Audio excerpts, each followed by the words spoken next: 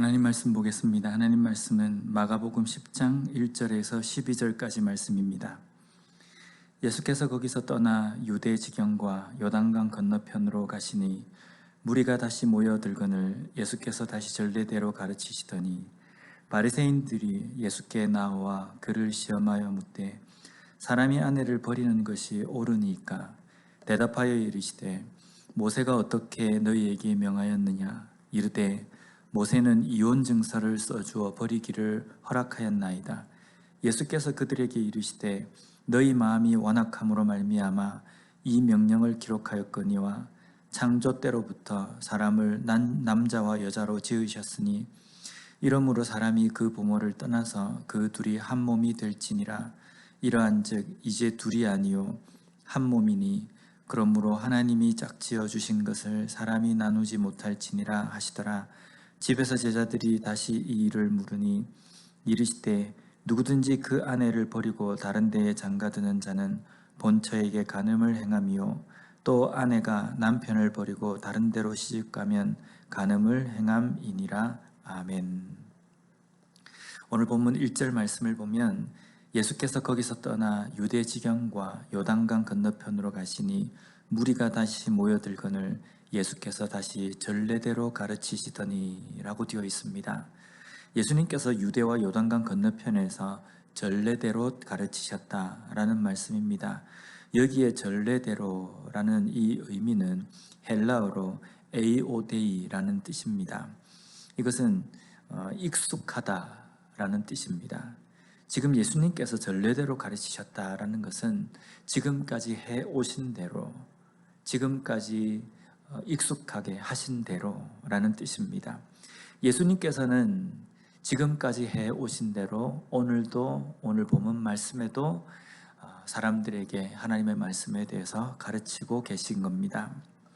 예수님은 지금 예루살렘에 들어오셨습니다. 왜 예루살렘에 들어오셨냐면 십자가에 죽으시기 위해서 들어오신 것입니다. 이제 얼마 있지 않으면 예수님은 십자가에서 죽으셔야 합니다.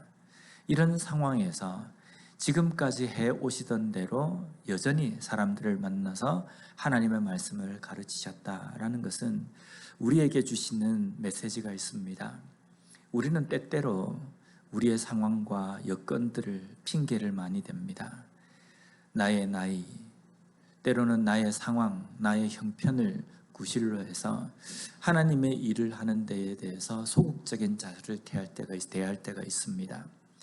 그러나 만약에 우리가 어떤 상황과 여건이 좋지 않다고 한다면 예수님만큼 좋지 않은 경우가 있겠습니까? 예수님은 이제 곧 죽으시는 그 일을 앞두시고도 여전히 지금까지 하신 것처럼 아무런 변화 없이 다른 사람을 가르치시고 사람들에게 천국 복음에 대해서 말씀해 주셨다는 겁니다. 그렇다고 한다면 우리 또한 우리의 상황, 우리의 삶, 우리의 형편 속에서 어떠한 상황이 된다 할지라도 하나님께서 우리에게 주신 그 사명과 목적을 온전히 감당하고 최선을 다하는 모습이 되어야 된다는 겁니다. 오늘 하루 또 우리에게 이 시간을 허락해 주신 것은 그냥 시간을 보내라고 주신 것이 아니라 이 하루에 우리로 하여금 하나님의 뜻대로 하나님의 일을 하기를 원하시기 때문에 이 하루의 시간을 주신 것입니다. 그것이 무엇인지 분별하고 이 하루도 하나님의 뜻대로 하나님께서 우리에게 주신 삶의 목적대로 살 수 있는 우리가 되었으면 좋겠습니다. 오늘도 바리새인들이 예수님을 올무에 빠뜨리기 위해서 곤란한 질문을 합니다. 2절 말씀을 보면요, 바리새인들이 예수께 나와 그를 시험하여 묻되 사람이 아내를 내어버리는 것이 옳으니까. 지금 바리새인들이 묻는 아내를 내어버리는 것이 옳습니까? 라는 이 질문이 단순하게 한 문장의 질문이지만 이 질문 속에는 엄청나게 큰 사회적인 파장과 문제들이 숨어 있습니다. 왜냐하면 당시의 상황이 아내를 버리는 것 자체, 지금으로 말하면 이혼이라고 할 수 있지만요, 당시 사람들이 생각하는 아내를 버리는 것, 헤어지는 것, 이것은 지금의 이혼의 차원과는 완전히 다른 것입니다. 그것에 대해서 어떻게 예수님께서 생각하시는가? 아내를 버리는 것에 대해서 찬성을 한다라고 하면 그 찬성하는 대로 사회적인 문제가 생기고, 그것을 반대한다라고 하면요, 그 반대하는 대로 사회적인 큰 문제가 생기는 겁니다. 왜냐하면 당시에 헤롯도 자신의 아내를 버리고 다른 여자와 결혼한 것, 그것이 있었기 때문에 예수님께서 아내를 버리는 것에 대해서 반대하는 어떤 이야기를 했다고 한다면 왕에 대한 어떤 정책이나 행동에 대해서 비판하는 것이 되기 때문에 세례 요한과 같은 그러한 결과를 맞이할 수 있기 때문입니다. 지금 바리새인은 예수님을 이렇게도 저렇게도 하지 못하도록 올무에 넣기 위해서 이 질문을 한 것입니다. 이러한 질문에 예수님께서 답하신 것은요, 당시 결혼 제도에 대해서 생각하는 사람들의 생각을 꾸짖으시고 그들의 잘못된 생각을 지적하고 계십니다. 당시 사람들은요, 남성 우월적인 태도를 가지고 있었고, 여자를, 아내를 어떤 배우자의 그런 생각보다는 남자의 소유물처럼 생각했습니다. 그래서 마음에 들지 않으면 아내를 쉽게 버릴 수 있는 사회적인 어떤 제도가 되어 있었습니다. 반면에 여자가 남편을 버리는 것은요, 아주 죄악시되었습니다. 그래서 남자와 여자가 이혼을 했다고 한다면 손해를 보는 쪽은 여자 쪽이었습니다. 또 당시에 여자가 사회적으로 할 수 있는 어떤 분야들이 적었기 때문에 결혼한 여자가 이혼을 하게 되면 사회적으로 생계를 이어나갈 수 있는 방법은 아주 드물었습니다. 재혼을 하지 않는 한은 먹고 사는 것에 대해서 아주 큰 어려움을 당하는 그러한 시대였기 때문입니다. 이런 이유 때문에 남자들은 여자들에게 이혼이라는 이것을 마치 여자를 위협하는 어떤 도구로 사용하기도 했다는 겁니다. 마치 남자가 여자를 소유물로 생각하고 여자보다 더 우위에 있는 생각으로 지배하는 것, 이것이 마치 모세 때로부터 율법에 명시된 것이라고 이야기하지만 절대로 그렇지 않습니다. 모세가 이혼 증서를 써서 아내와 이혼할 수 있다라고 한 것은요, 당시 이런 생각들 때문에 합법한 절차에 의해서 이혼을 할 경우에는 합법한 절차를 통해서 법적인 제도가 마련된 상태에서 하는 것을 이야기한 것이고, 또한 이혼을 한 여자에게 그 이후에 사회적으로 생활할 수 있는 어떤 재반 사항을 제공하기 위한 제도였습니다. 그런데 이것을 당시 유대인들은, 남자들은요, 악용하고 자기들이 편한 대로 이것을 해석했습니다. 여기에 대해서 예수님께서는 아내를 내버리는 것이 얼마나 잘못된 것인지를 그들에게 말씀하고 있습니다. 6절 말씀에 보면 창조시로부터 저희를 남자와 여자로 만드셨으니, 여기 분명히 말씀되어 있는 것은요, 하나님께서 창조 때에 남자와 여자로 다르게 구별되게 만드셨다는 겁니다. 요즘은 사회가 이런 문제 때문에 큰 이슈에 있습니다.